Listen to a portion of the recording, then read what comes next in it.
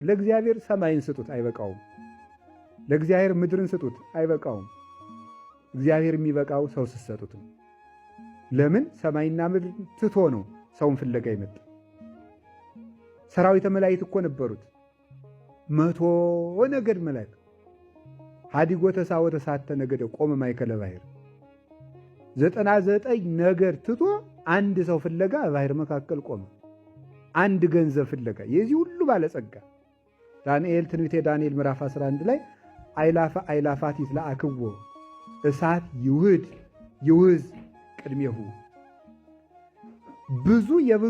ብዙ የሚሆኑ መላእክት ምን ይሉታል? ይላኩታል፣ ያገለግሉታል።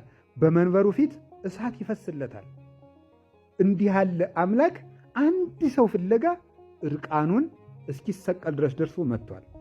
ሰውን ምን ያህል እንደሚወደውና ሰውን ምን ያህል እንደሚፈልገው እግዚአብሔር ደስታው ሰው መሆኑንም እስከዚህ ድረስ አሳይቶትናል። ወመነና ለኀፍረት በእንተ ፍሥሓሁ ዘጽንዑ ሎቱ ተዘጋጅቶለት ስላለ ተድላ ደስታ ይሄን ሁሉ ኀፍረተ መስቀልን ተወ፣ ታገሰ ይላል።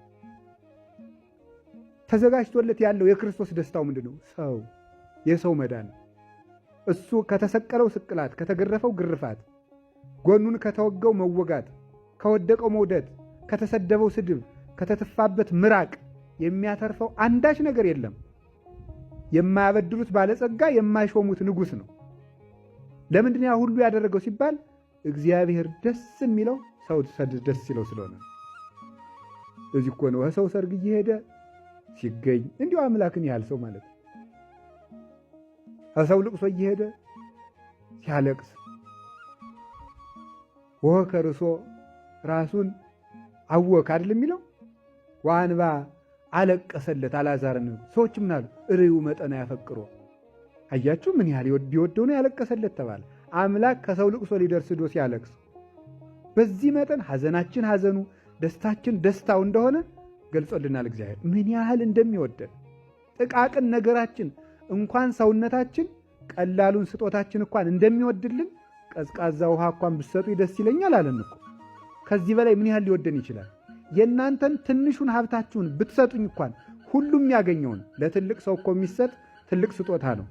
ግን ሁሉም ያገኘውን ተራውን ስጦታችሁን እንኳን እወድላችኋለሁ ለማለት ዘወሃበ ጽዋ ማይ ቆሪር ቀዝቃዛ ውሃ እንኳን በደቀ መዝሙር ስም የሰጠ ሰው ቢኖር ዋጋውን አያጣም እስከ ማለት እግዚአብሔር እስከ ቀዝቃዛ ውሃ ድረስ ወርዶ ወደደን እና እግዚአብሔር ከኛ ጋር ነው።